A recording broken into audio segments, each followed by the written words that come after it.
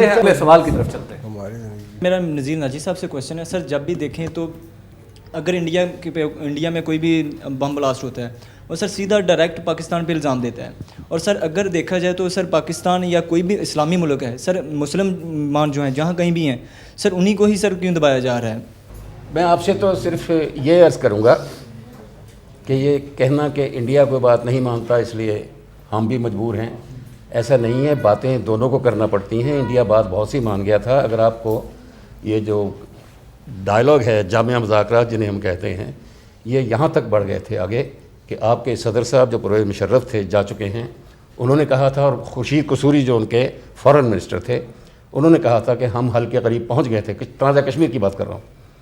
اور منموہن سنگھ نے ابھی کچھ عرصہ پہلے کہا ہے کہ ہم اس کے حل کے قریب پہنچ گئے تھے. آپ کو معلوم ہے یہ مذاکرات جاری تھے جن کے تحت یہ حل ہونا تھا.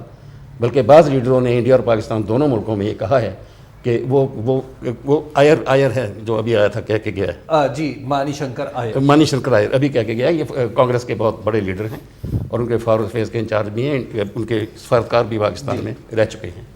اور انہوں نے کہا وہ مسودہ تیار ہے جس میں تنازع کشمیر کا حل لکھا ہوا ہے. لیکن بمبئی کا جب یہ واقعہ ہوا انہوں نے معطل کر دی. جی سر مظہر صاحب سے میرا کویسچن ہے، انہوں نے بات کی انڈیا پاکستان میں انڈیا انوالو ہے بلوچستان اور فاٹا میں. کیا یہ میں ان سے پوچھنا چاہوں گا کہ ہماری کیا پالیسیز ناکام ہو چکی ہیں کہ وہ انڈیا کو روک سکیں، یا اوپر سے بھی پریشر ہے جو ہمیں مجبور کر رہا ہے کہ انڈیا انوالو ہو ہمارے ملک میں؟ ہماری کوئی بہت واضح سمت متعین نہیں ہے، خاص طور پر جو بیرون ملک انڈیا کے ساتھ رابطے ہیں اس حوالے سے جو بہت حساس بھی ہے. دوسرا یہ ہے کہ صرف میں نے نہیں کہا کہ انڈیا انوالو ہے، یہ تو سیاستدان بھی اور گورنمنٹ کے آفیشلز بھی ایجنسیز بھی کہتے رہے ہیں، اس کے ثبوت بھی دیتے رہے ہیں.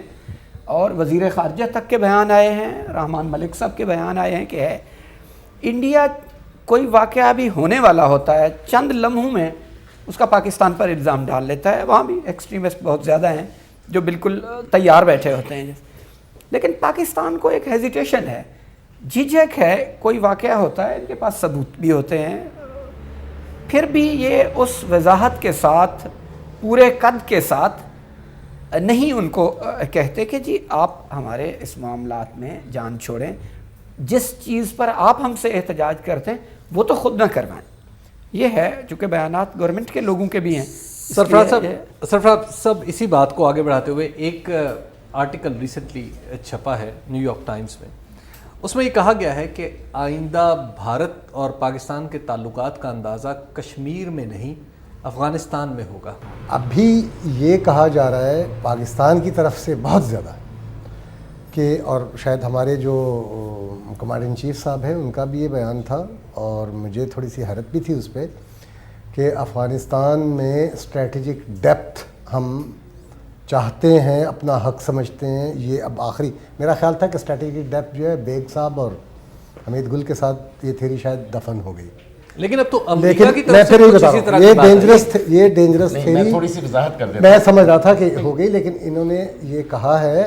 اور جو دو ممالک ساورن ممالک کوئی سے بھی ہوں وہ ایک دوسرے کے اندر مداخلت نہ کرنے کے چارٹر پر یو این میں دستخط کر لیتے ہیں ایک بار، اور ہم نے کیے ہوئے ہیں. یہ کہنا پھر اس کے بعد کہ وہاں میری پسند کی حکومت ہونی چاہیے افغانستان میں، میرے نزدیک اٹ از ٹو ایڈونچرس. ہمیں شاید ضرورت ہے ایک خوش ہمسائیگی کی اپنے ہمسایوں کے ساتھ. یہ درست ہے کہ ہمارے ہاں بہت سارے ایسے فیئرز ہیں تاریخی طور پر، جس کو یہ فوجی زبان میں جرنیل صاحبان ٹو بارڈر سچویشن کہتے ہیں، کہ دونوں طرف کہیں جھگڑا نہ ہو جائے. تاریخ یہ بتاتی ہے کہ افغانستان نے کسی بھی جھگڑے میں جس میں ہمارا ہندوستان کے ساتھ جھگڑا ہوا ہو ہمارے خلاف پہل قدمی نہیں کی. ابھی وقت ہوا ایک بریک کا، آپ دیکھتے رہیے بدلتا پاکستان.